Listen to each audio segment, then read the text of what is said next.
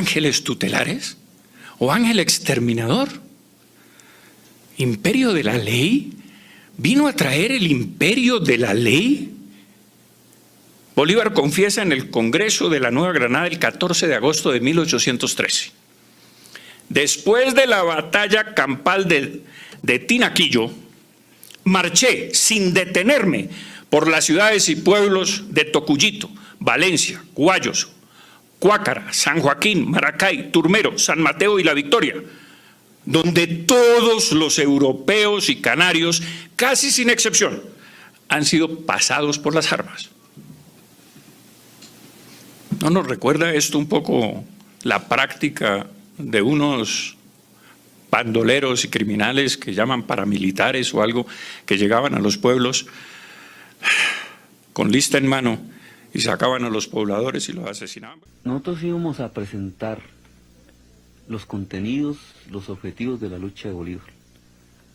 Nosotros íbamos a presentar la espada de Bolívar, pero es una espada de Bolívar que se concreta no en el pedazo de metal que le pertenece al pueblo, sino que se concreta en una propuesta de paz para el país y en nuestra vocación por construir una nación del tamaño de los sueños de Bolívar. Eso era lo que íbamos a presentar. La espada de Bolívar será presentada públicamente, está en Colombia, seguirá en Colombia, seguirá en las manos del M-19 y seguirá en las manos del pueblo colombiano hasta que en este país se conquisten los objetivos del Libertador, los objetivos de justicia social, de paz para todos, de verdadera democracia. Pues él mismo lo dice, pasó por estos pueblos y no dejó un solo español vivo. Es que está ejecutando su decreto de exterminio para que un eminente historiador nos diga que no hubo violencia alguna por su parte. Y Bolívar a Santander le dice, he hecho el Nerón para los españoles. Y yo le agrego, y para los criollos y los indios y los mestizos y los empresarios y los comerciantes y los propietarios y con todos aquellos que no comulgaban con sus prácticas. Porque eso era, fusile primero que la orden llega después. Nerón. Él mismo lo dice. Estas no son palabras mías. He hecho el Nerón para los españoles, sí. Genocidio. Los pastusos deben ser aniquilados y sus mujeres e hijos transportados a otra parte, dando a aquel país a una colonia militar. Sí, los amarraban de dos en dos y los tiraban al río Guaitara para que se ahogaran. Y las masacres que hubo en Nariño, en Pasto, fueron demenciales. Tan demenciales. Pero antes de eso, les diré cómo se consolida este mito. Dice Vicente Lecuna nuevamente, en toda la administración hubo virilidad, grandeza y honradez. Tal fue el sello que le imprimieron sus principales colaboradores. Vamos a ver quiénes eran los colaboradores. ¿Quiénes eran esos? Bueno, nombró secretario, por ejemplo, de Justicia y Gracia, ¿no? Gracia es, pues, perdonar a alguien. Al sanguinario Rafael Diego Merica, era un jovencito de 22 o 23 años, que lo nombró ministro de Justicia y Gracia. Y dice Bolívar de él, era díscolo, intrigante y perverso, y cuya naturaleza estaba herida de la maldición del cielo, y parece que en sus venas corre el veneno, y en su mente reside el espíritu de Satanás. Y tú dices, pero este es un colaborador, pero, o sea, un momentico, perdón. Y resulta que hubo virilidad y grandeza en toda la administración, nos dice Lecuna. Alta y rancia sociedad bogotana, que era José Manuel Pombo de Ante y Valencia. José Manuel Pombo de Ante y Valencia fue el primer criollo de la revolución que decretó sacar a remate las propiedades de los indios. El primer decreto de la República fue quitarle las propiedades a los indios y por supuesto se remataron por las altas clases bogotanas. Y por eso, y les dejaron las laderas, entre otras cosas, el argumento era que ya éramos iguales. ¿Cómo así que los indios tienen privilegios y tienen unos resguardos donde la corona los mantenía sin impuestos y los mantenía apenas con el 20% que podían entregar en materia de trabajo a las grandes haciendas de criollos y de españoles? ¿Cómo así si ahora somos iguales? Estos piscos no tienen por qué tener privilegios. Rematemos sus tierras. Bien, había nombrado a Satanás esencialmente para hacerla. Pero en Pasto saben más de eso que nosotros, porque allá sí no se tragaron el cuento. Allá perdieron la inocencia hace 2 siglos. Y ahora en 2018 sacaron esta carroza que le llamaron carroza de la muerte. Y ahí está don Simón Bolívar, mire, y una calavera y un cráneo.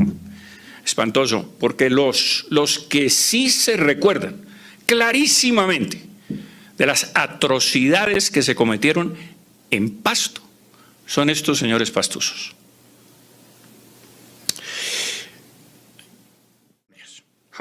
Bueno, entonces fracasa el proyecto. El ministro William Turner, enviado de la Gran Bretaña a Colombia el 27 de abril de 1830, transcribe para ese gobierno la siguiente conversación. A lo que su excelencia, o sea Bolívar, replicó que estaba tan asqueado del carácter tornadizo y caprichoso de sus compatriotas que la restauración del dominio de España, por despótico y tiránico que fuera, sería una bendición para Sudamérica, puesto que aseguraría su tranquilidad. No, es que después de todo el mundo contra todo el mundo y todos los golpes de Estado y unos contra otros y fronteras y la separación de Panamá y la separación de Venezuela y del Ecuador, de la Gran Colombia y de todo esto no había cómo cogerlo. Y se va a morir después. Diciembre de 1830.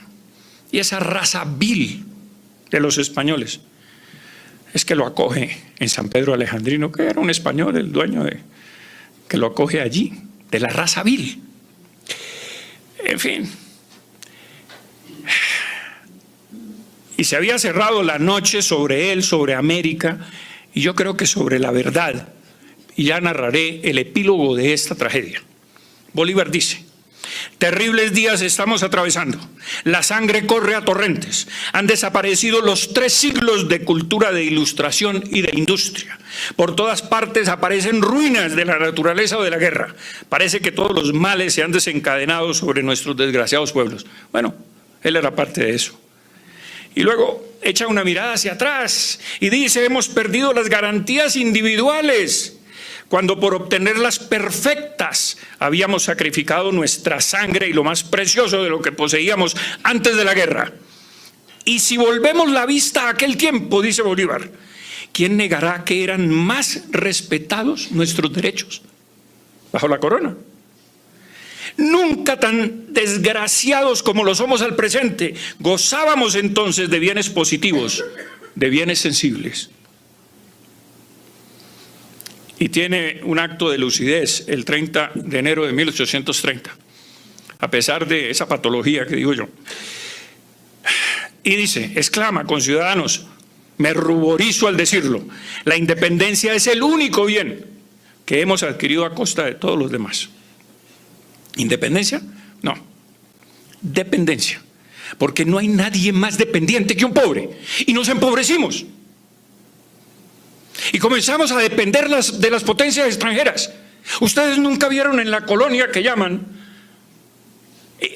emigraciones masivas de estos pueblos hacia Norteamérica, hacia las riquezas de las 13 colonias británicas.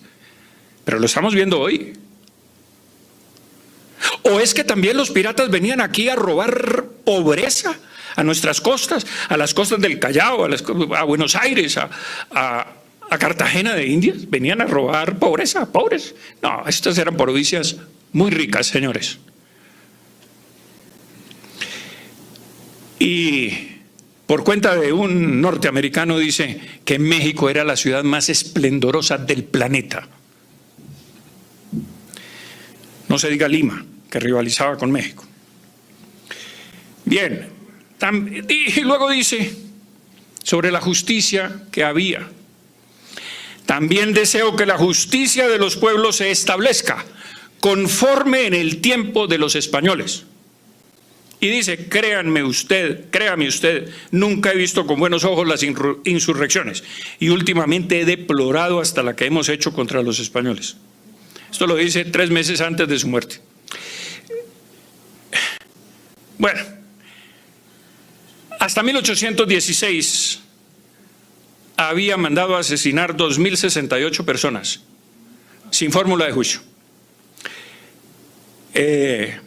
Morillo había confirmado 159 ejecuciones previa sentencia judicial, exceptuando 37 fusilados por actos de flagrantes de barbarie y confirmados cientos de excarcelados perdonados por él. Y cuando el último libertador fue fusilado en el año del Señor 1816, alguien por ahí pintó, y yo he recogido eso, en una pared, un grafiti de esos que la gente espontáneamente dice: gracias, Morillo, por libertarnos de nuestros libertadores. De todos los países, es tal vez Sudamérica el menos a propósito para los gobiernos republicanos, porque su población la forman indios y negros, más ignorantes que la raza vil de los españoles, de la que acabamos de emanciparnos.